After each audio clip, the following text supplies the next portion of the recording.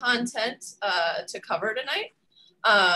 Thank you all for joining us. It's awesome. Very excited to hear what you guys have to say. Thank you for being leaders in the community. Really happy to hear from you. We're covering a lot of topics tonight. We're going to talk about policing criminal justice in Queens, affordable housing, gentrification, schools, integration, school resources, and winding up with small business relief. So I'm stoked to hear about all those things. My name is Karina Celine. If you don't know me, I'm the communications director for Mel, who is, I can see to my left here. I'm going to act sort of as a time moderator, so I'm not going to really be in the discussion. I should say, hey, we've been talking about this a little too long, and I'll move us to the next topic. That'll be my role tonight. Mel is going to provide the federal policy insight, and all you guys will provide your opinions, insights, and expertise that you know so well. So to start off, I'm going to have everyone introduce themselves, your background, how you came to know about Mel. If you're running for everything, please pitch that. Tell us about your role in the community. We'd love to hear it. What I'm going to do is I'm going to call your name and then just have you unmute yourself and tell me a little bit about yourself. So I'll start to my right. Peter, can you tell us a little bit about yourself? Hi, everyone. I'm Peter Beetle. I'm a resident of Rego Park for the last 22 years with my wife, my two sons. I'm also the second vice chair of Community Board 6. I'm a personal injury attorney that represents cyclists and pedestrians. And I'm currently running to be a judicial delegate for the Assembly District 28 to try and make that entire process something that no one's seen on their ballot for 20 years, more accessible and more transparent. Thank you so much for having me. Awesome. Thanks, Peter. I didn't know you were a personal injury lawyer. That's great. Thanks for looking out for us cyclists. So. You're like the first person to say that to me. Yeah. All right, I'll move down to my lower left here. Miriam, can you introduce yourself, please?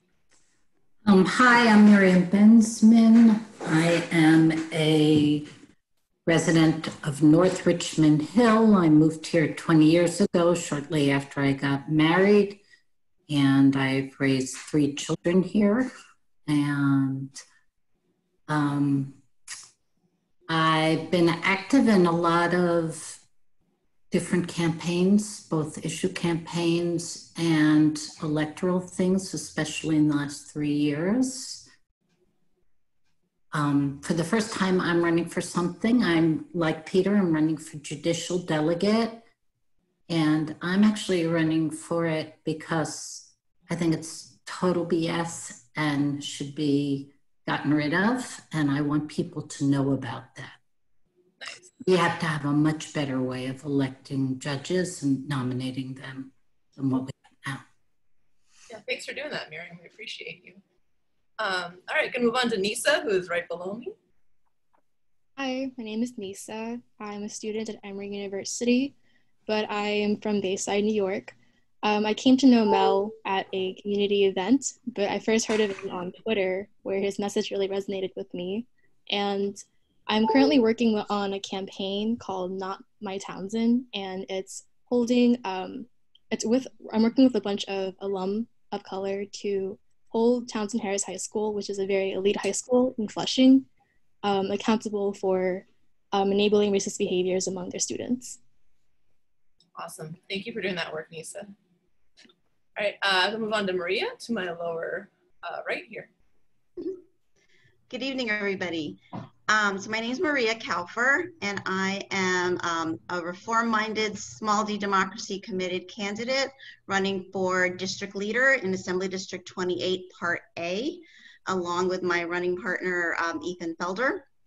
And we've both been involved in the community for quite a while. Just doing civic work.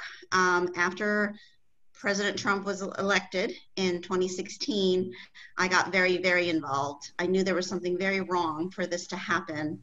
And ever since he took office, things have deteriorated. I mean, it's worse than my worst fears. And so I was very pleased when Mel spoke to me last summer and told me that he planned to run for Congress. Currently for, just because he really, to me, he's such a policy wonk, and he just blew me away with how he had thought so deeply and thoroughly and had plans, concrete plans, like not just paying lip service to things. I got very excited about that. I was on the Mel train right away. And because it really resonated with what I saw. For me too, I would love for the Democratic Party to be open and support, to be open and welcoming to everyone who wants to participate. And because you never know where good ideas will come from. In anything that I do, both in my professional life and in my volunteer work, you just, like, all of a sudden someone that you've never heard from comes up with, like, whoa, that's a fantastic perspective. And it really adds, and that's what I see in Mel and a lot of grassroots candidates and people that haven't been handpicked by the party and haven't hung around for 40 years. So thank you so much for asking me to join this panel. I can't wait for people to hear more about Mel's plans. Thank you, Maria. We're happy to have you on the Mel train. So. All right, I'm gonna go right to the bottom. We have Natalie with the best, most verdant background I have seen. It's awesome. Thanks. Thanks for having me. My name is Natalie Dauphin. I'm not running for anything, but I'm very involved. I'm a resident of Forest Hills. I have an 8-year-old. I'm very involved in the elementary school at PS 144. I've known Mel for quite some time, and he's always really blown me away in how dedicated he is to what he's fighting for. And I've personally learned a lot about the process, about what elected officials should be responsible for, should be fighting for, and what this process really should look like. And I'm really excited and I'm really honored to be a part of this panel tonight, and I'm excited to help. Great. We love to have you, Natalie. Thank you. Final member down at the bottom, John. Hi, good evening. My name is John Choe. I'm the Executive Director of the Greater Flushing Chamber of Commerce. Like Peter, I'm also appointed member of a committee board, in this case, Committee Board 7, Fighting 7.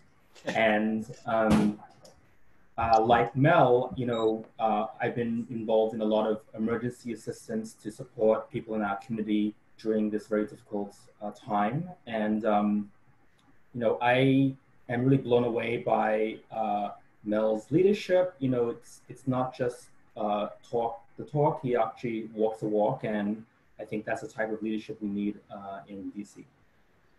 Awesome. Thank you, John. Thank you for your work. All right, so now we know everyone. So again, I'm going to just be the time moderator here. I'm going to step back from the discussion, just kind of move us on to the next topic. I'm going to let Mel take the helm here. We're going to talk about policing in the district and criminal justice reform. There's plenty to say about that. I asked that, to not have too much crosstalk. Raise your hand if you want to get a point in, and I'll call on you if you can't get a word in edgewise. So, all right, handing it over to you, Mel. Awesome. Yeah, so, most of spent some time working in the criminal justice reform space. And, there's always been this need to, in our sort of neck of the woods, or in our movement, the recognition that the criminal justice system wasn't working. And we see all of that coming to a head. We're doing this town hall, for anyone that's watching that's not in New York, under curfew right now, which sounds insane. That being said, there's a lot that can be done at the federal level, but what I want to hear from you folks is, what are your thoughts on what's happening right now, and what do you think needs to happen, and what can we do, given sort of the unique nature of our district and the neighborhoods that comprise it, to help move the ball forward? What do our elected leaders need to do to make sure that we actually have a just system that is equitable and that is fair, and that takes us away from what got us here in the first place? And whoever wants to volunteer for, Natalie, go ahead. Myself. So I actually was just having this conversation, and I don't know who was listening to President Obama speak yesterday, but he made a really good point about understanding who the elected officials are who are making decisions in terms of hiring police, training police, setting policies, and that these are all elected positions. And I think that that's an education that the average constituent, the average person doesn't know. People don't, we don't have civics classes anymore. We don't know who is actually in charge of doing this. Who hires the sheriff? Who hires, who does the training? Who funds this? And these are all people who kind of, we don't know who they are. We don't know what their purpose is, or when are their elections coming up. what qualifies them. And it's this layer of mystery that we don't know who's in charge of that. And so when the system breaks down, as it often does, you know, there are many ways to go about it: protesting, policy, you know, having our voices heard. But at the same time, we also need to understand who those people are that we actually need to hold accountable, because it's not just the election that gets the most attention, the presidential election, but it's your election. It's what you're running for, Mel. It's what everyone is running for, what everyone is trying to achieve. And there needs to be more education about those positions and what they mean.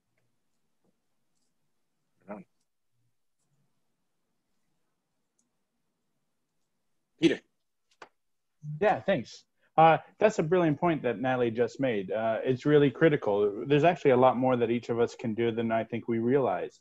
But there's sort of this tapestry out there of different levels of government, different laws, and you're not necessarily sure of which applies to whom. You know, so in New York, we have a law that called 50A.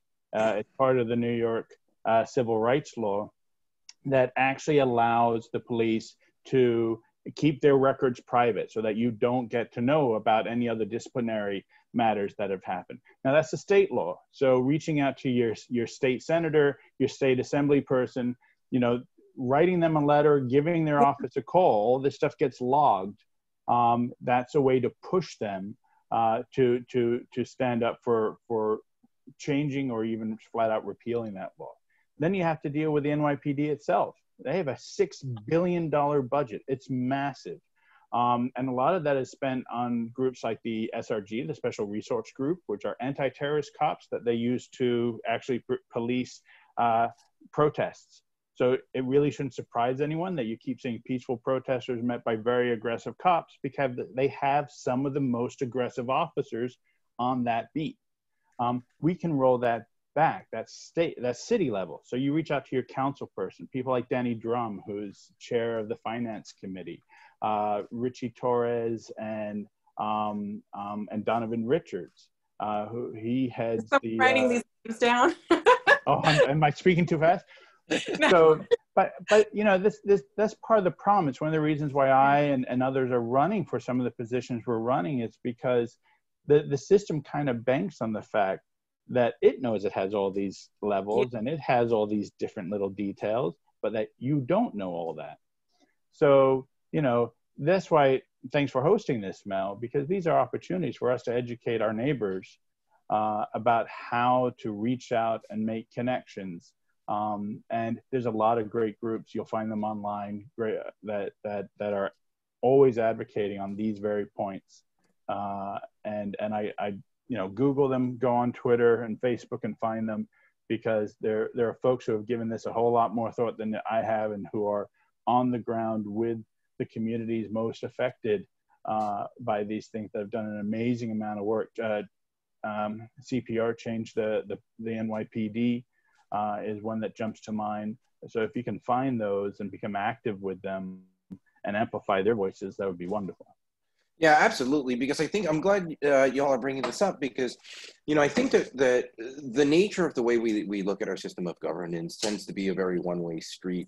Or, you know, you have elected officials who see everything being very top down. And I think that a lot of the problems that we're seeing, whether it be from policing and any of the other issues that we're talking about, again, you know, obviously there's a huge racial component and sort of the systemic problems that are inherent in policing, but just sort of from the practical perspective, is that we need to have better coordination between elected officials and those folks that are on the ground.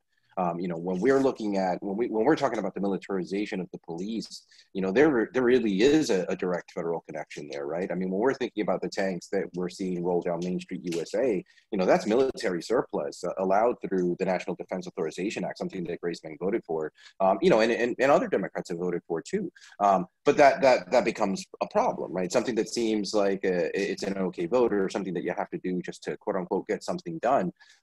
There is a lasting impact, right? Because it's if you're giving the word, right, and in this case it's the hardware, they're going to use it. right? There's no incentive there for police departments across the country to just sort of modify the way that they're approaching there's no room for community investment, right? There's no room to fund community intervention programs. There's no funding to center communities of color that find themselves disproportionately at the brunt of what we're seeing today. But if anybody else has any thoughts on this, by all means, if you raise your hand, we'll throw it your way before we move on.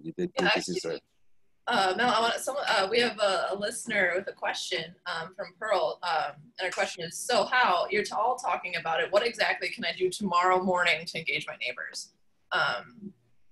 Yeah, I think that's an important question. Like a lot of people feel very powerless right now, especially in light of what's happening on the streets. So what can we do tomorrow morning?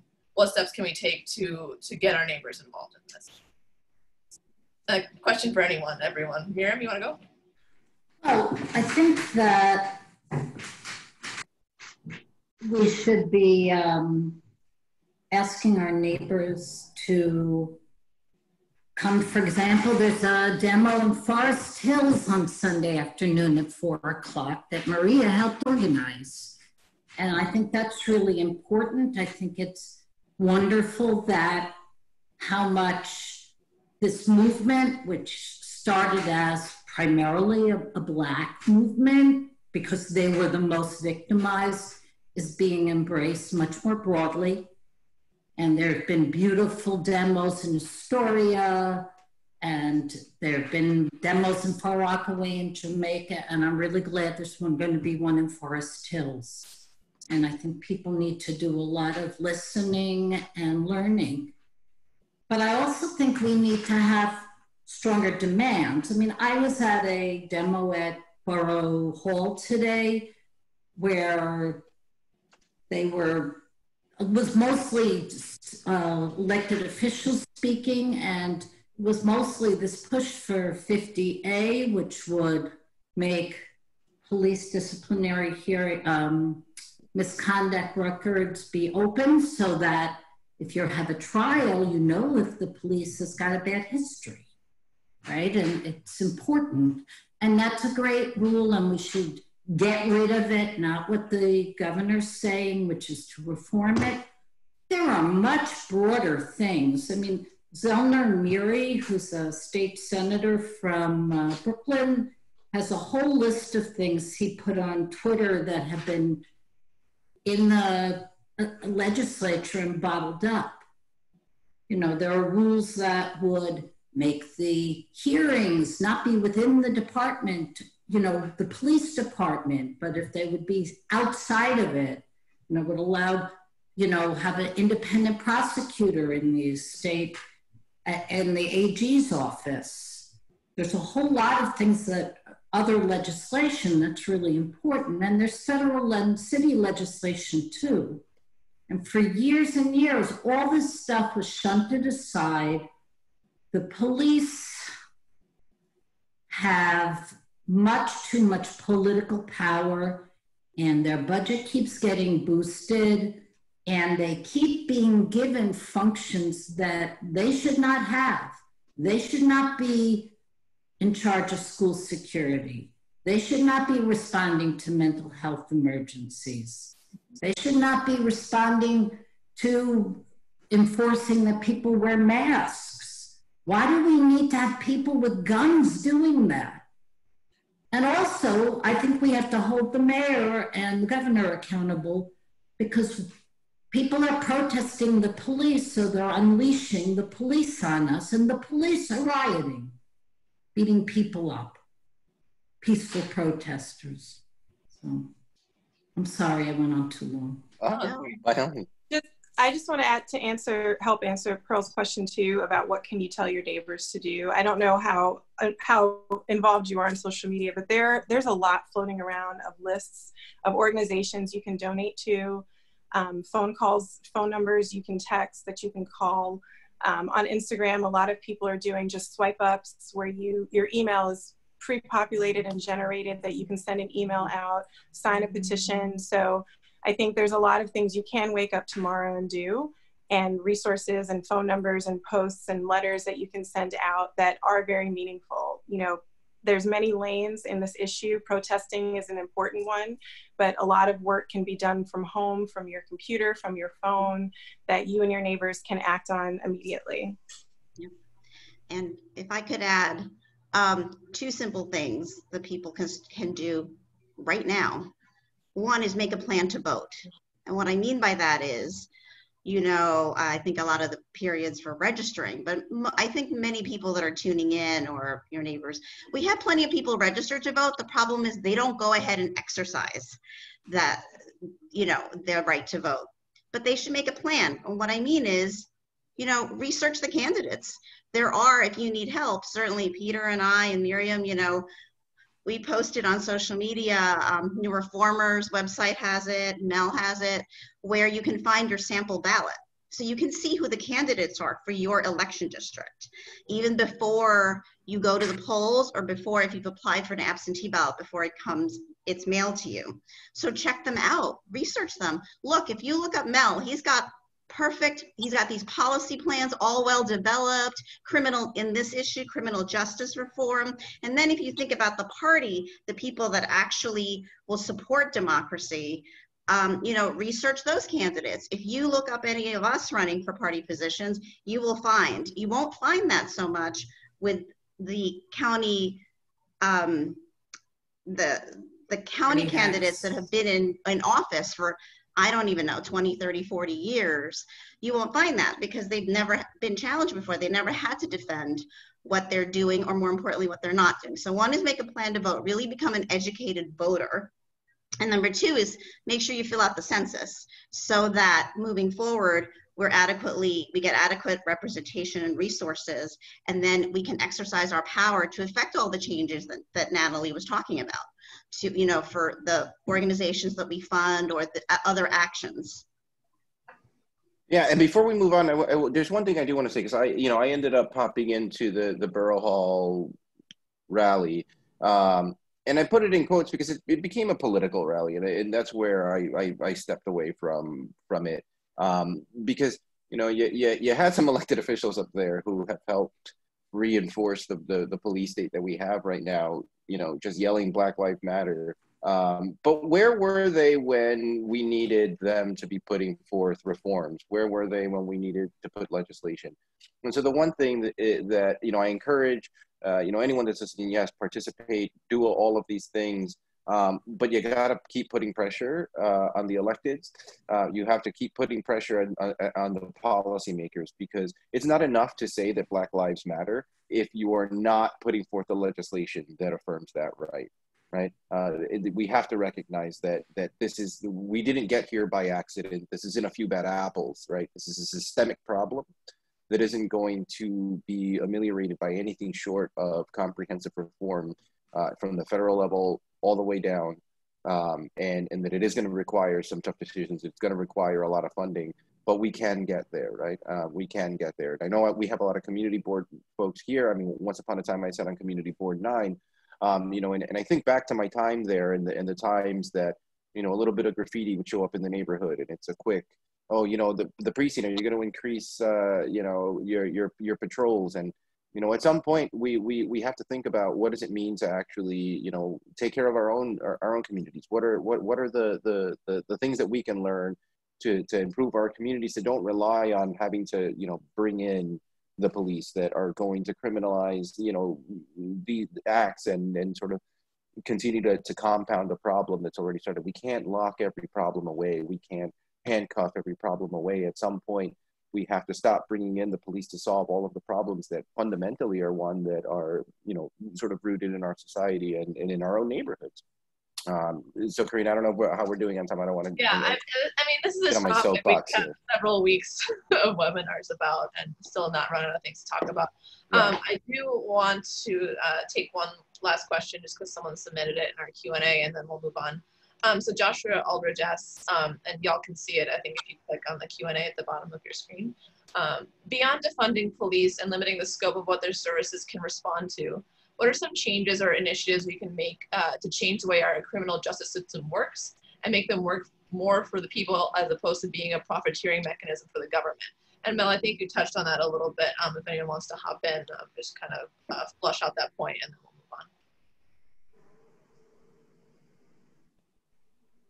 Peter? Yeah, thanks. Yeah, well, there's a few things. I mean, Mel was just getting into some of that, but also, you know, if anyone followed Tiffany Caban's race for district attorney last year, she spoke at length about how our criminal justice system could be changed so that, you know, people aren't ending up in the criminal justice system in the first place. You know, that's sort of step one. We can have community initiatives that provide people with counseling, with jobs, with housing, with all of these things that often lead people down a path that might run them into conflict with the criminal justice system. And even if they commit an offense that traditionally would get punished, time hasn't run out for that person. We can still work with them and divert them into programs that get them back to where they need to be, get them back into their community where they can get support from their family and their neighbors.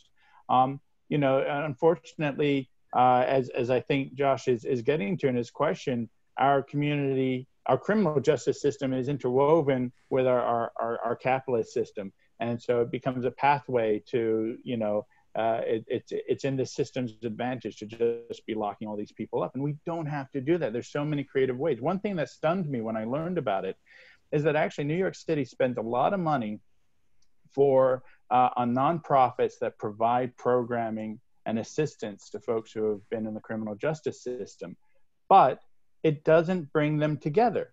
So when you walk out of the jail, you're given your Metro card and you're gone. You know, if you can't leave a museum without walking through a gift shop, why is it that you can leave a prison without getting the things you need to be stable and sustainable and part of your community? We can absolutely do that. That's easy. That's just adding, you know, clearing out a room and putting in desks and computers so that the social workers can provide the services people need. That's something we can do right now. Yeah, Mel, you want to take on? Oh, then John. Let's give John. Just real quick, because I know, yeah, John, you go first, John. Yeah, let John talk. Yeah, just to echo what Peter was saying, you know, we have to look at what is embedded in our system of government, starting with our Constitution, the 13th Amendment, which abolished slavery, actually reinstated slavery for those convicted of crimes. So for many people, African Americans especially, there was an incentive by law enforcement to detain and jail African Americans so that they could be re-enslaved. And you see the prison industrial complex being one of the fastest growing parts of our economy in terms of, you know, these private corporations like Choe, you know, CoreCivic, and you know, they're not only profiting from a public service, but they're also utilizing the labor of the convicts to you know, outsource them to, you know, companies like Victoria's Secret and other corporations that are making huge profits from prison labor. So I think we have to really dig through and you know, unroot the basis of the profit motive in our prison criminal justice system. Cool. All right, Mel, I'm just gonna let you tag it because I wanna be mindful of everyone's time and yeah, for sure. All I wanted to throw out was just a couple of I wanted to just throw out a couple of quick things, which is one, I think that John touched upon it, which is ending private prison contracts, right? We need to get the profit motive out of our criminal justice system. Decriminalization, right? We've talked about the decriminalization of sex work. We've talked about the decriminalization of narcotics, right? You know, the opioid crisis has added to sort of that trouble, right? One of the fastest growing populations in prison is women. A lot of the reasons that they end up there, you know, can be addressed at the community level before they come into contact with the criminal justice system. So it's not just about defunding, it's also about redirecting where we're investing. And we need to look at community diversion programs and addressing the communities that are most likely to be impacted by the broken criminal justice system that we have now. So it has to be a holistic approach. Totally. All right, thank you all for that topic. We have some questions that address this, and I'm sorry we don't have time to answer them, but perhaps at a later date we can. Please join us again. But let's move on to our next topic, which is another hot button issue, especially in our district here, which is affordable housing and gentrification. Take it away. So yeah, I mean, I think that I was born at St. John's Hospital in Elmhurst, and if you go there now, it's a partially full, somewhat empty condo, and it's not unique to my neighborhood. I mean, I think we've seen it all through Flushing, especially. We've seen it popping up all throughout our district where we see a lot of displacement happening. We see a lot of the folks that have been in the community for years, families that have been in the community for years, displaced by developers that, as far as I'm concerned, aren't really part of our communities. They don't have the community's interests in mind. We have folks that end up, speaking up against these developments, but they end up going up anyway. And in the face of everything that we see of income inequality, of a climate crisis, it almost seems insane that we're putting up these mega structures that are putting more cars on our road, that are making our neighborhoods more crowded and harder to live in. So, I want to touch, I'd look for the panel to talk about their experiences and their sort of views on the role that development's playing in sort of morphing our communities into something that we no longer recognize. I think we should start with John. Yeah, everybody's looking at that corner. Mel knows this very well because he's part of the coalition, but in Flushing, we have a huge problem with development that is geared towards the ultra wealthy and the large corporations. The city, in this instance, is going through an approval for a special Flushing waterfront district that is mostly going to be luxury, multi-million-dollar condos, apartments that no one in Flushing, very few people in Flushing, working families can actually afford. It's going to have private streets. It's going to have a sense of a gated community. And, I think everyone here has probably seen Parasite, the Korean movie about class conflicts that happens when you have this kind of spatial division where the very wealthy live in these very large houses that are protected from all sorts of storms and weather. And then when there's a flood, the people who don't have the most resources get burdened with these environmental disasters. And that's exactly what's going on in Flushing. You have a small part of this special waterfront district, the most bottom, lowest level of the land, which is below the 100-year floodplain, is being identified for quote unquote affordable housing. And really, to me, it shows a lack of prioritization by this city that they're allowing this grotesque private development to take over. Like I said, public streets are now going to be turned into private streets. And very wealthy people are going to have access to the waterfronts. And small businesses, a lot of the small business owners that I work with are going to continue to be displaced. Flushing has one of the highest rents in the city, not just for residents, but for businesses. Our rents actually exceed the rents in Midtown Manhattan. And it's going to be a disaster because Flushing is one of the few neighborhoods that has been historically an affordable place for new immigrants, new people to establish themselves in New York. And that's fast disappearing. Totally. I want to ping Neisa here because this is your requested topic, actually.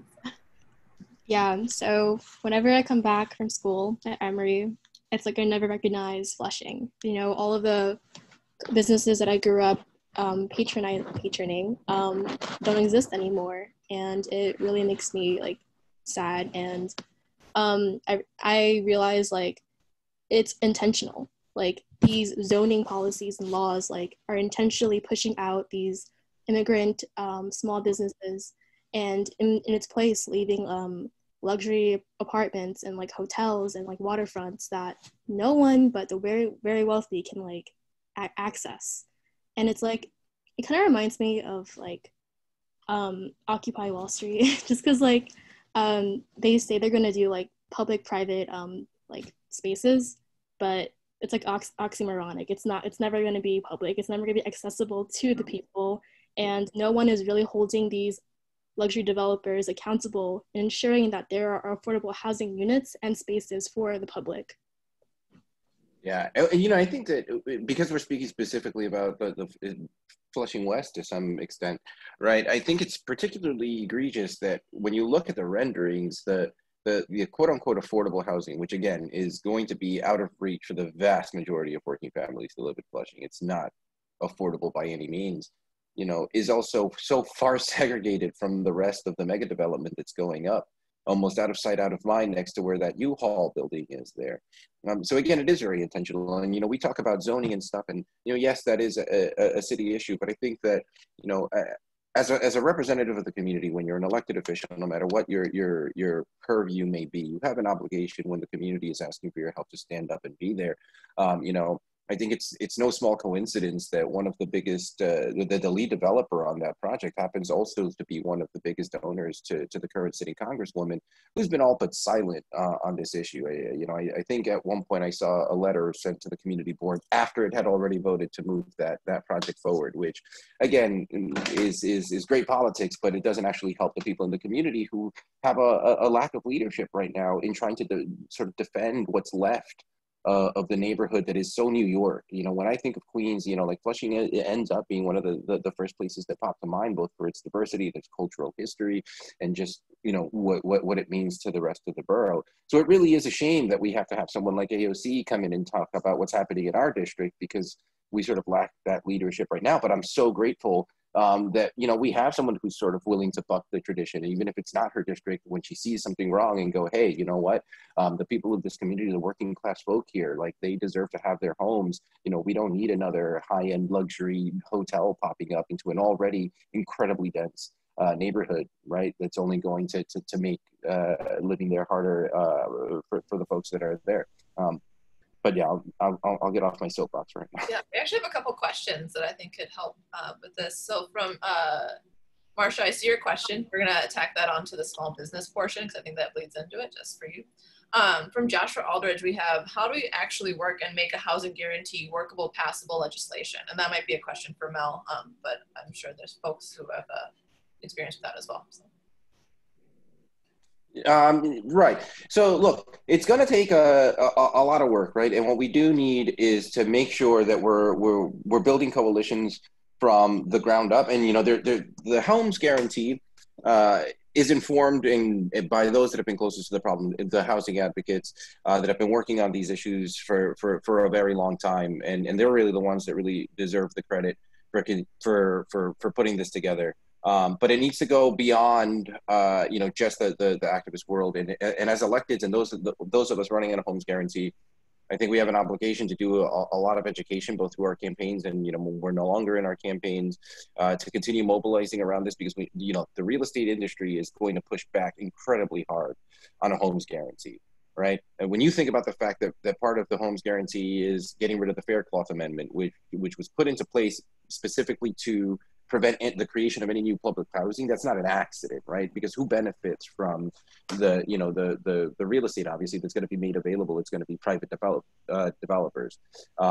So it's going to take, you know, a massive amount of pressure, both on elected officials and education, to those people that aren't, maybe they're not necessarily keyed in. You know, I had a conversation with someone in Forest Hills Garden who, you know, I mean, look, they let's be honest, the Gardens are a very finely nice private neighborhood, and they had a great house, and they're like, you know, what does this have to do with me? And I'm like, well, don't you want to make sure that we have equity? Don't you want to make sure that everybody has a roof over their head and the opportunity to one day be able to live here and be one of your neighbors? And I'm like, well, yeah, sure. So, like, how does this make everything affordable? And it's like, you know, when you look at the way the home guarantee is structured, you know, when you're able to desegregate poverty, when you're able to actually invest, this isn't about just investing in NYCHA, right? People want to make it look like, oh, public housing, if we just throw more money at NYCHA, I care about public housing. No, that's not it, right? I mean, like, if you look at NYCHA today, it's a disaster compared to what the spirit of public housing in America once was, right? And we had a very effective public housing program in this country, and through redlining and a bunch of other policy failures, it was intentionally starved so that anyone that's familiar with the RAD program, for instance, right, which to me is that's just a ploy to be able to offload public housing to private developers to quote unquote manage. So it's a matter of organization, it's a matter of education and communication, and then on the Hill it's going to take a lot of fighting, because like this will radically change the way that housing happens in America. It will actually make it so that we can actually address the root causes of homelessness. Right? The way we've been doing it with private-public partnerships or partnering with nonprofit organizations and money that goes to the city that then goes and gives it to a third party to manage this service and that service. And we haven't done anything to actually address the underlying causes, right? If there's substance use, if there's, mental health services. So we need dedicated housing that's for folks that need supportive services. And, there are models, throughout Europe, Finland in particular, I think has a particularly good one. So the other side of it is that these are not policy solutions that are being sort of concocted in our fantasy. You can look at models throughout the world where they're implemented, where they work. And I have faith that when you look at the size of our country, when you look at the level of wealth that we have as a nation, that we can invest in this, the amount of job creation, the way that we can use this to tackle and implement actual Green New Deal policies so that we're building sustainable housing, it is doable. And it's going to take a lot of political will. But, if we sort of stay with the politics that we have today, if we kind of stay silent, if we kind of, give into some idea that, we can't afford to do this, we're not going to get to where we're going to go. And it's going to take, a radical transformation in the way that we approach our governance and working together, again, top down, bottom up, inside out, outside in, to be able to make sure that the homes guarantee is a reality, because it is doable. This is a very doable thing. It is within our grasp. We just need the will to get it done. Totally. And I'm gonna move us along a little bit. Jonathan, I see your question too. We'll talk about that in the small business portion. Marcia, I'll say your name correctly again. Apparently I said her name right, so I was happy for that. And this is just a personal shade that I'm gonna throw, is that Mel's opponent, Grace Mang, has taken over $300,000 from developers and real estate throughout her career. So as we talk about this topic, that's kind of the context where we're at. All right, moving on. We're going to talk about schools, integration, and school resources. And I know, Natalie, that was your topic you wanted to talk about. Mel, I'll give you the floor, and then Natalie. Oh, no, please, I'll just kick it straight over to Natalie. No, I mean, I think this is something that is really important to talk about, on the heels of what we talk about in terms of gentrification and housing and giving everyone a chance. Recently our school district got a grant to integrate our schools, and it was something that brought out a lot of opinions, a lot of very passionate voices, both for and against.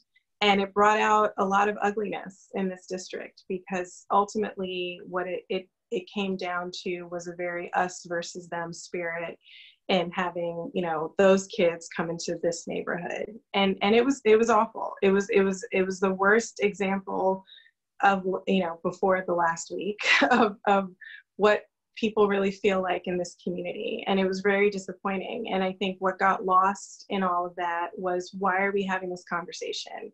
Why is it that my daughter's school has more resources and has better grades than a school in the exact same district that's a mile down the road? Why can't we address it from that perspective? Why is it that we have to take children out of their neighborhoods and out of their homes and put them somewhere and magically think that that's going to fix it? Why can't we figure out how to get all of the schools in this district up to par? And it's a question that many of us are asking that no one seems to be able to answer. And the school that we're in, we're very fortunate. We have a very active parents association. But I went to school when I was in elementary school, when I was in middle school and high school. We got art, we got science, we got all of these programs. That was part of what we do. We don't get those anymore in the schools. So if you don't have an active parents association, if you don't have parents who are willing to put in the time to donate money to get those outside resources in, our kids just don't get that anymore. And so you're seeing this huge disparity between schools. Partly because of that, you're seeing a huge disparity in test scores.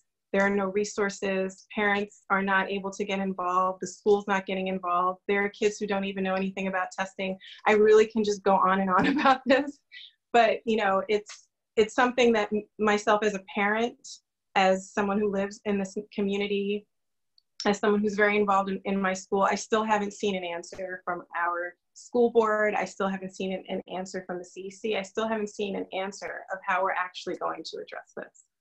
So that's why I wanted to bring that up. Yeah, Peter. Yeah, I mean, so Oh, I think all of this is did someone else want to talk? I'll yield, but No. I think this is all interrelated to what we were already talking about with housing, with businesses. You know, that question, why do my kids get a better education than their counterparts at the southern end of the district in Jamaica? It's because that's how those with power want it to be. That's honestly the reason, right? It's structured that way.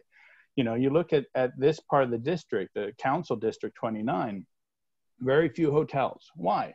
Well, because hotels have the risk of becoming homeless shelters.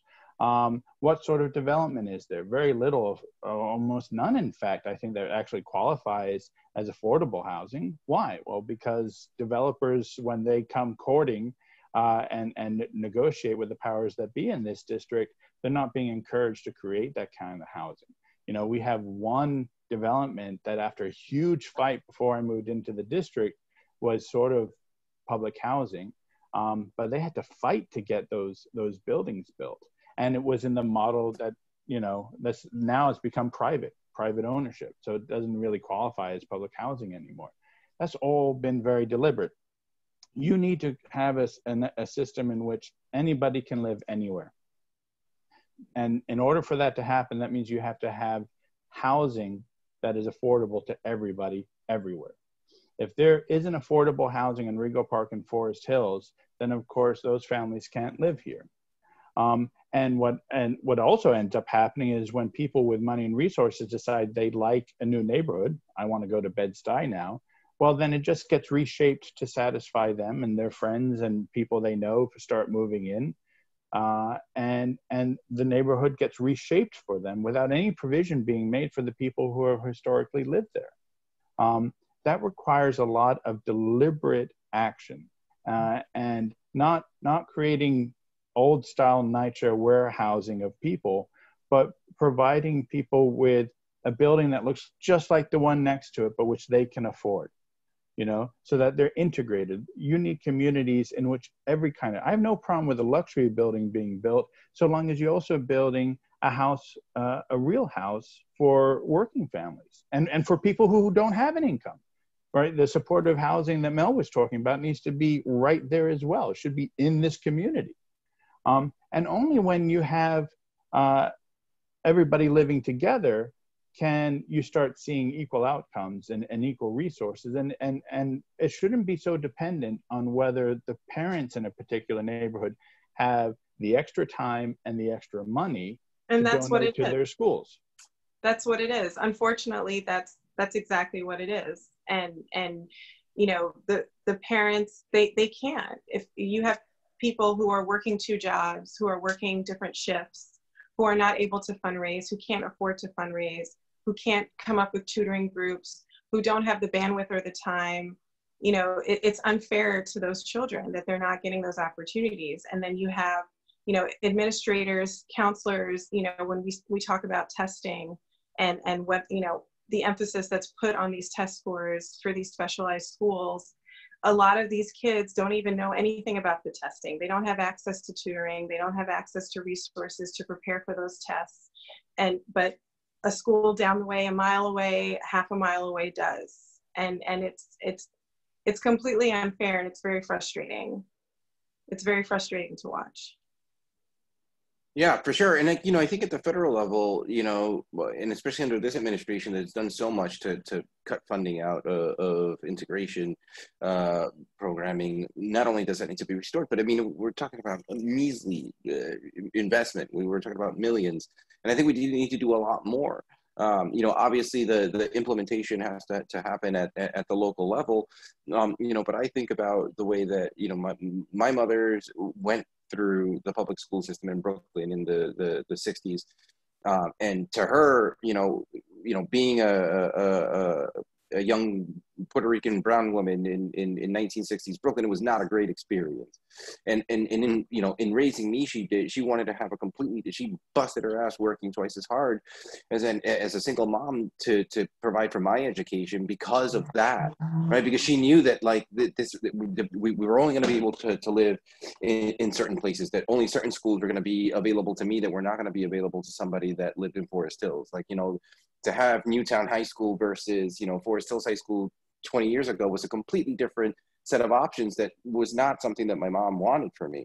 And, you know, so I ended up, you know, and I talk about it because it's not anything I'm ashamed of, even though I'm a progressive. I ended up in the parochial school system because of the imprint that the public school system and under-resourced districts in particular that my mother had growing up, that she was terrified that would be the only option available to me. But you know, not everybody's parent can afford to do that. And, you know, like, my mom has sacrificed so much, you know, to be able to provide that for me. And I'm lucky, but not everybody is. And when we live in the wealthiest country in the world, like, how can we invest in bombs, but we can't invest in the most simplest of things, which is education, right? The United Nations declares that access to education is a human right. And here we are, and we don't affirm that right. And, you know, it's no surprise that as a country, you know, when you look at all the crises that we face, that we've gotten to where we have gotten to. These all things are interconnected, and it is problematic. And we do have an opportunity to make a change. You shouldn't have to choose that way. It shouldn't be, well, I guess I'm just gonna have to figure out how to pay for private school. The Right. Public school education should be sufficient. It should Absolutely. be something that you should want to have for your children.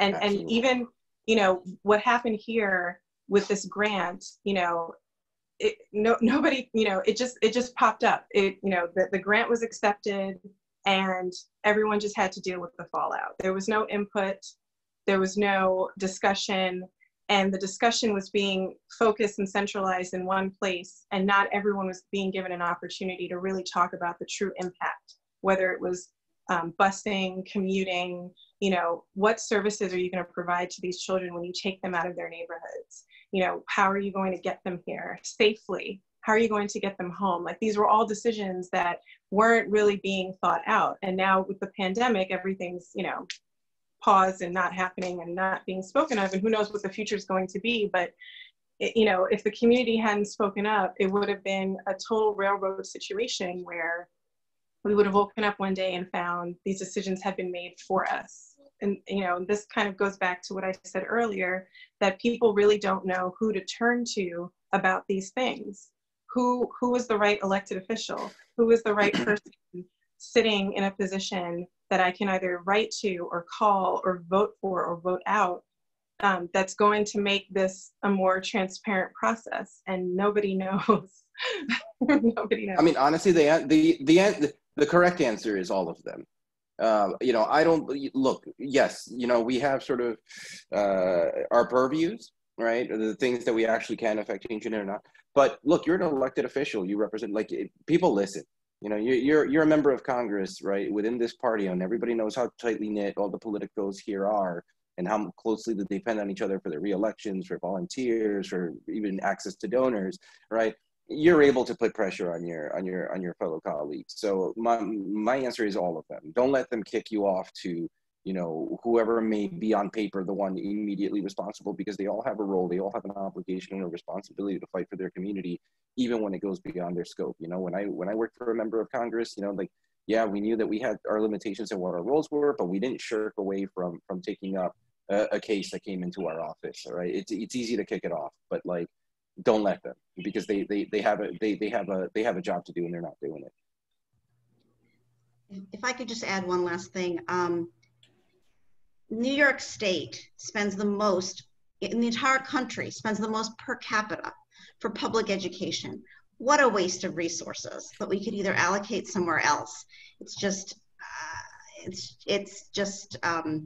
insulting to taxpayers.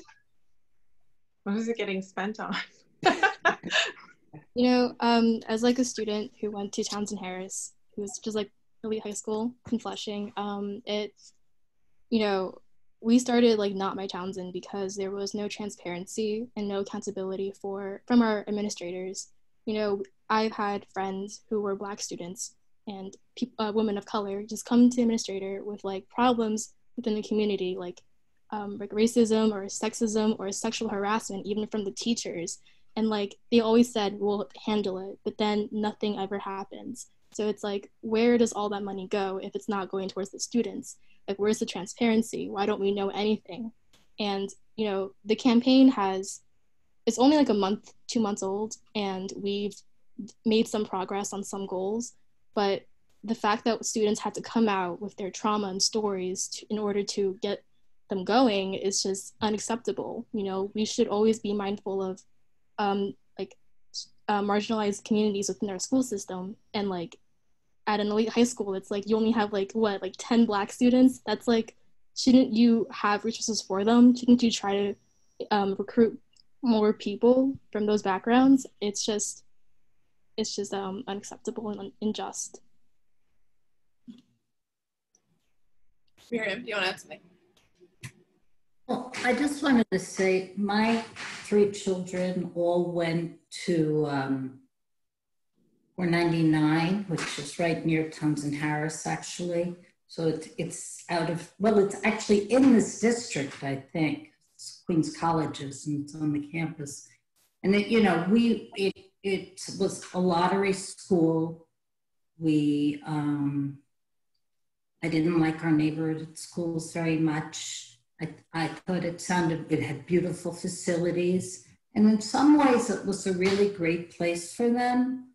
And there were a lot of poor kids, right? But there were also kids with parents who were professionals. Some were, you know, affluent, not a lot, but some were. It was, you know, 40% Asian and 40% Black and a lot of Hispanics and a few white people. And it was a lower school was lovely.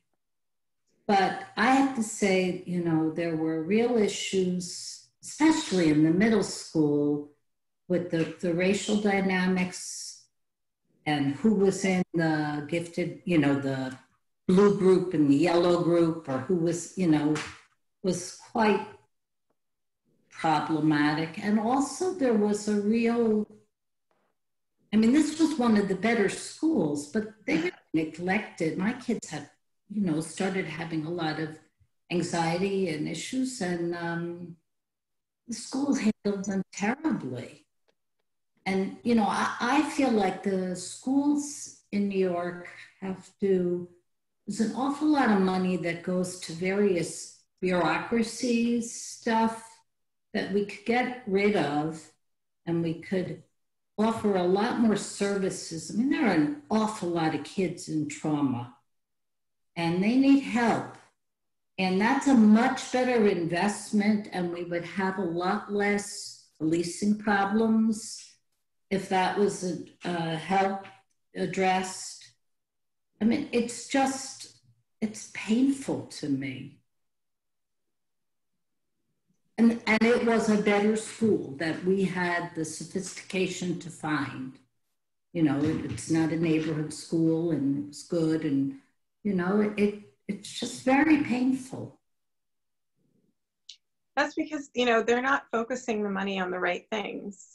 You know, they're focusing, you know, the higher your test scores, the more money you get. So to get higher test scores, let's get rid of music and do more, you know, have more math classes. Let's get rid of, you know, our kids have 8 minutes to eat lunch because they need to run outside, and they've got 10 minutes outside, and then they get shuffled back inside to go to their next period. There's no focus on holistic education and understanding how art and science and music can shape a child's mind. There's no focus on understanding individuality amongst children and allowing teachers the flexibility to take over their own classrooms, because they're the ones that understand their children. They spend more time with them than we do, you know, every day. And they're the ones that understand them and know how to teach them, but they're bound by curriculum. They're bound by certain things that they have to do. You know, they're teaching for the tests. We're now in 3rd grade. The state test was canceled this year, so we didn't take it, but they're teaching them for the test. They're not teaching them to understand or to be critical thinkers or to understand, you know, anything. And, you know, since we've been home, okay, let's learn what a spreadsheet is. Let's learn how to plant potatoes, how to sew something, you know, show my 8-year-old daughter how to put air in a tire, or, you know, mommy has to file taxes. Let me explain that to you. You know, these are all things that they're not taught these things. They're not taught how to function in society. They're taught how to take a test. And so all of that pressure and all of that stress is put onto them. And then on top of that, there are no resources provided to deal with that stress. Our school doesn't have a full-time counselor. We don't have a full-time counselor in our school. And many schools here don't. We're sharing a counselor among the district. But we've got 2 school resource officers in an elementary school. So somebody explain that to me. What is the resource officer? Cops. We have 2 cops. Yeah. They're called resource officers. Lovely women, very nice people. But we have 2 officers and no guidance counselor. Wow. Peter, you want to give the final remark and I'll move us along? Well, I just wanted to speak to what Natalie just pointed out. That's another reason way we can deal with our overly large police forces. Get them out of our schools. Schools are not prisons. Get them out now. And I apologize to anyone paying attention to my square that I've been looking down because I've been tweeting, because once again, because of this ridiculous 8 o'clock curfew, we have now set up a circumstance where our police are brutalizing our citizens. I'm a legal observer with the National Lawyers Guild, and my colleagues are being arrested right now for simply being observers to ensure that people's rights are respected. When we're, and I'll stop because I'm mad right now, but we should not be funding an organization that treats us as the enemy. We need to take control of our public servants. Make sure they're safe. I want them to have good working conditions, but they cannot be allowed to be doing their own riots against peaceful demonstrators simply because the mayor feels that 8 o'clock is the right time to send anybody home, as if we're all a bunch of infants. I'm just absolutely livid right now. Now I'll shut up. I'm sorry. So thank you, Peter. That's a very valid point. I don't see why our police have all the equipment they need to brutalize citizens while we have kids who don't have textbooks. I think that's absolutely abhorrent. I will, however, move us on to the next topic because I can talk about that for a long time. Particularly prescient right now is small businesses and small business relief. And I'm actually going to start us off with questions to kind of drive the conversation. And then I know, John, you're an expert in this area, so we'll get hear from you too. So the question from Marcia was another question to consider. If we cannot prevent the rate of development in Queens, I don't know if we can't prevent that or not, but we'll accept the premise. What can we do to prepare and get our small businesses ready for this change? For example, can we lead campaigns to digitize them so they learn how to conduct biz both on and offline? Yeah, so I'm gonna start that off with, I'm gonna reject the premise that we can't stop it.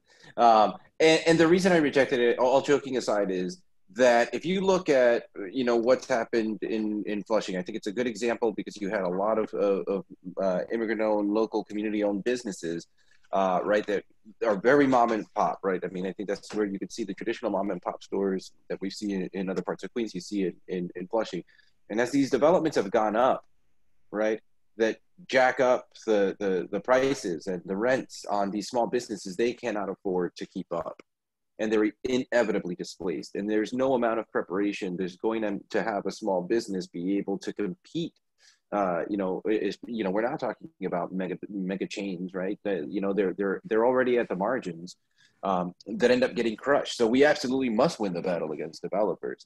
But you know, I'm a big supporter of public banking, and what we need to do is to make sure that the small businesses have the resources that they need. And the reason that I'm a public banking advocate is because, you know, public banks are accountable to the community and to the public and not to shareholders.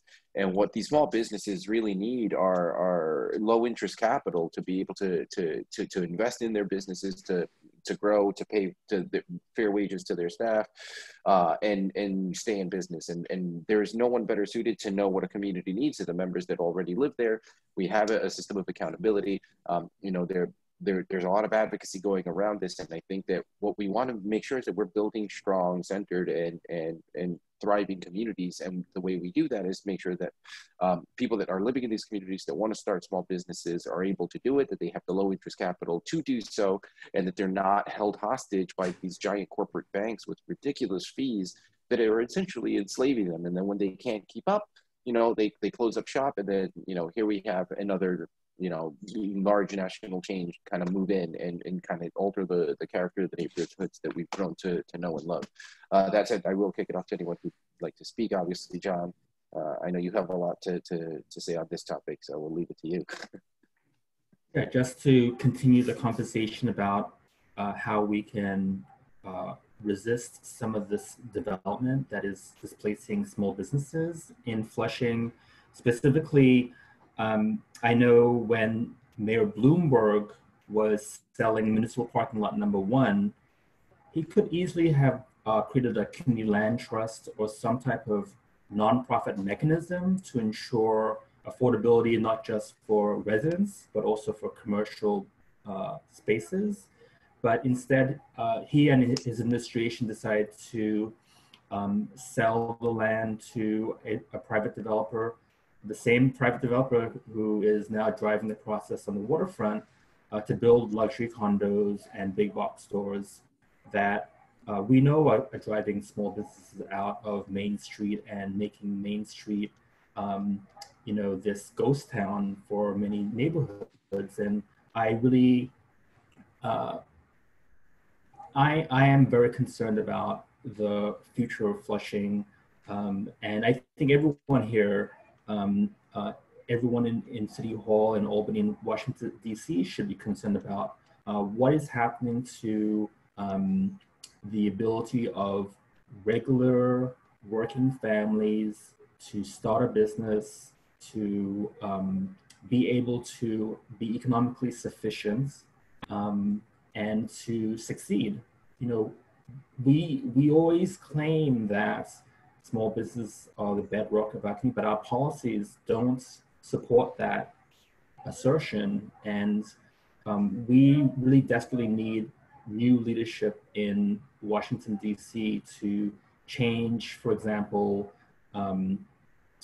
how we can get women and minority businesses certified to get access to contracts, to get access to the types of programs that small businesses need to grow.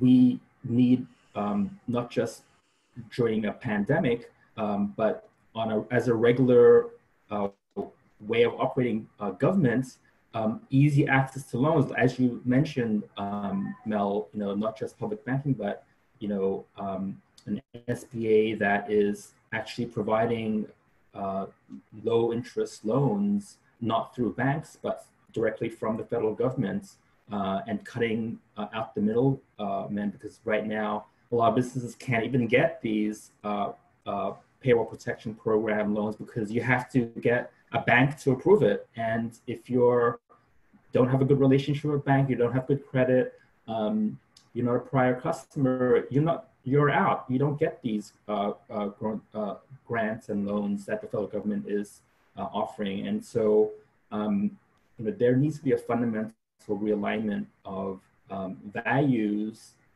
being connected to real policy to support small businesses.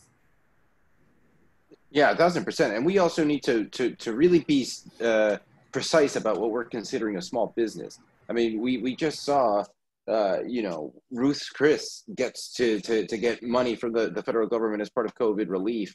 You have these real estate developers that are going to be set for decades in tax loopholes that they got. And, you know, these are not small businesses, right? When I think of the small business, I think of the little hardware store around the corner, or the small mom and pop laundromat that I have down the block, you know, that has been in this community for decades, even before I moved into Kew Gardens. And, you know, I have a real fear, you know, because there has been no bailout for the people, right? There hasn't been no real significant bailouts for small businesses. You know, what are our neighborhoods going to look like on the other side of the COVID-19 crisis? Because, you know, I'm hearing story after story. You know, I saw Woodhaven House, you know, it's a local pub, you know, in the Regal Park area. That one's closing down. There's another, a local hang from when we were growing up. That one's going out. You know, and these are significantly bigger. They get traffic. So if that's happening there, if that's happening in all of these neighborhoods that these businesses seem safe, what's going to happen to all of those little small shops? Because they're not getting federal relief, but you know, who were the first in line to get a handout was the corporations. They got $500 billion. $500 billion. You know, the Fed, and again, even though it's not a budgetary allocation, it's essentially the printing of money. I mean, on a daily basis now, they're injecting $1.5 trillion into Wall Street to show up the markets. I mean, you know, if capitalism is so strong and robust and great, like it took 3 weeks to collapse the entire damn system. Like, that's unacceptable to me. You know, this mythos of you know, trickle down economics. So I guess we have to keep repeating the cycle every 20 years to watch it fail in real time before we finally do something to shore up the people in this country. Like that's what comes first. We can build wealth in this country from the ground up. It is the labor of this country that creates the wealth. It is the small businesses and the employees of the small businesses that have been creating that wealth. And it's somehow a bad thing to acknowledge that, but unfortunately, that's the truth. So you know, you can peg me with whatever label you want to distract from the realities of realizing that our current economic system is completely failing everybody. But I don't need to tell you that. Go outside and look at what's happening, and because that is what you are watching. You are watching the end result of a broken system that has failed to meet the needs of working people in this country, and I'm tired of seeing it happen.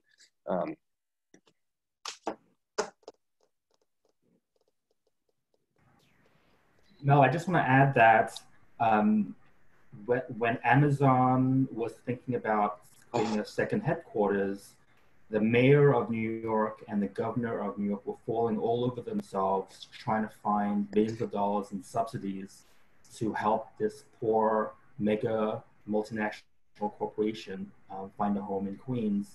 And we know now that, you know, Amazon doesn't even pay you know, its fair share of taxes. So I think that's a total example of what's wrong with federal economic policy.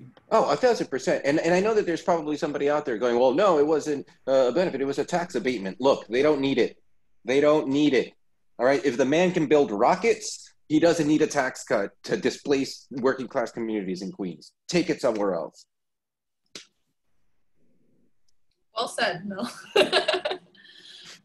Jonathan asked a very similar question to Marcia about digitizing small businesses, but I think we kind of covered the fact that we need to do a lot more before we can start thinking about doing that. Does anyone have anything else they'd like to say on the topic of small businesses? Anything at all?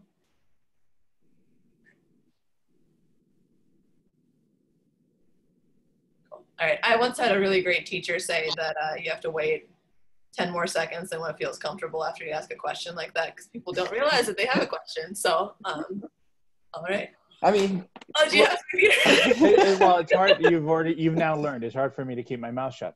But no, I mean, a slightly different perspective than Mel. I mean, I'm actually pro density, and to some extent maybe that means pro development, but only if it's being done in a way that there's a space for everybody in these places. Community banking is a way. I'd like to see some form of commercial rent control for small businesses. You know, is actually, you can have development that brings everybody together, that brings needed services, jobs, and places to shop together with the people who need the most. But you can do that deliberately in a way that encourages mom and pop stores, small businesses, rather than simply handing it off to the highest bidder. And when you do that, you also now have the ability to develop a neighborhood that's more integrated, both physically and socially.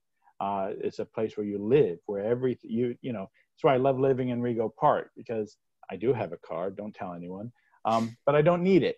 You know, I pay to garage it, so I cover up some of my sins. But I can walk out this door and get everything I need, with the exception of a new car, simply by walking around a few blocks. That's a neighborhood. You know, that's where I'm integrated, and that works in a city environment. So that's my only little tweak on all of that. But you have to be deliberate. You can't just do what the de Blasio administration has done, is decided that it can offload its problems and responsibilities into the private sector and then declare a victory, saying, oh, but we provided for these things, be it housing or small business development, because we created incentives.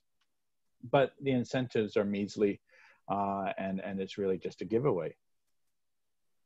I'll stop now. Miriam, do you have parting words for us on this topic? Well, I was going to say something in the similar spirit, but not identical, which is that, look, we need more housing, and there isn't loads of empty space in New York. So some of the additional housing will be denser, will be buildings that are bigger, or some single-family homes will be replaced by apartment buildings. And that's okay. I mean, I think that, you know, it makes sense. I don't like the ones that are put on very narrow streets, and like near me, there's some under Cats, they seem to do all kinds of crazy 117 horning in these buildings where there's, but you know, that makes sense, and they should be put along, you know, bigger buildings along bigger streets, and that's fine. But it should be, there should be more planning. There should be good urban planning that's about making sure that there's enough open space and there are good schools, and that it isn't, you know, so economically and racially segregated. You know, they were very deliberate about creating the segregation. We can be deliberate about ending it. And it's not that there's these things nobody knows how to do. It's that there isn't the political will, and there is community opposition, and people are going to have to feel like they're going to get something good out of it. But that's important. Yeah, I mean, I know we need to move on, but I just want to say, you know, when we're talking about density, here's where, you know, the Green New Deal matters, right? Here's where, you know, being able to make sure that, you know, as we move forward with creating new housing and, you know, as part of a homes guarantee and new social housing, that we're meeting the framework of the Green New Deal, that we're bringing in billions of dollars to invest in our local infrastructure, so that the effects of the density is minimized, right? So that not only is the carbon output of the construction and actual maintenance and existence of this building is going to be addressed, but that we are investing in safe, free, accessible public transportation, so that folks are getting around, so that we're not putting more cars on the road, so that we are creating the incentives to change sort of the mentality. I mean, you know, I know that people get sensitive when we start talking about car culture, but like, look, once upon a time, and I was one of those people that automatically was like, what do you want? You want to take everybody's cars? That's impossible. But, you know, the more you look at it, the more you think about it, you know, it's like, this is just a way that we've just kind of been conditioned to like, why does the car take the priority over the human being that crosses the street, the human being that walks on the street? You know, this is something that contributes so much to our environmental crisis, that, you know, once we sort of can take a step back and kind of think about this from a logical perspective, as a society, we get to make a choice in saying, you know, this is where we want to invest. We want a greener, safer place to live. We want our communities to, you know, there's going to be people here, and that's fine. But how do we make it so that we're living a safe, dignified life and taking care of the planet so that it doesn't, you know, catch on fire more than it already is? So I just wanted to do a G&D plug there. So I'll leave it be. No, that's wonderful. Yeah, is that a Green New Deal poster? Yes. Awesome. All right. Well, those are all of our topics for the night. That was an awesome discussion. I loved listening to it. I was going to go around and ask why everyone was supporting Mel, but all you guys got it at the beginning, so I can't thank you enough for doing that. That was very efficient of you. Like we discussed today, and Miriam and everyone else did a really good job of interlacing all these topics, that they're all related, right? And the solution to a lot of those problems is that we can elect people to fix them, right? Like these problems were created, we can fix them. And so we're going to be asking Grace Meng for debate, and we'd really like you to help us push her on that. So if you could hit her up her socials, hit up her office, really push her for that, because we want to see Mel, and I think the community would be really well served in seeing them compared, because you see Mel's ideas and you see his brilliance, and we want to see the other side of it so folks can make an informed choice for the district. So yep, hit up her socials, hit up her office, and see if we can get that on the schedule. Otherwise, when you X out of this window, you'll be taken to a donate link. We can't overstate how much your donations will help us. Also, doing a volunteer shift is also impossible to overstate how helpful that is. Even just an hour of your time can make a huge difference, and we would really appreciate it. Thank you all so much for your time and your brilliance, and we really appreciate you. This will be up on YouTube, so if anyone needed to go to bed, you can watch it. Yeah, thank you so much, everyone. Any parting words? Vote by June 23rd. and also, if anyone had a question that was a burning question that we didn't get to, and you really want to get an answer from us, by all means, reach out to the campaign. You know, we'll do our best to get back to you as quick as possible. Obviously, these last 3 weeks and with COVID and everything, we're working as hard as we can to reach as many voters as possible. But we do want to be as forthright and answer any questions that you may have. Thank you very much, and I hope I can count on your vote, guys. You have a good night. Absolutely. Thank you so much. Bye. That was wonderful. Thank you. Thank you, everybody. Be safe. Be well. Bye-bye.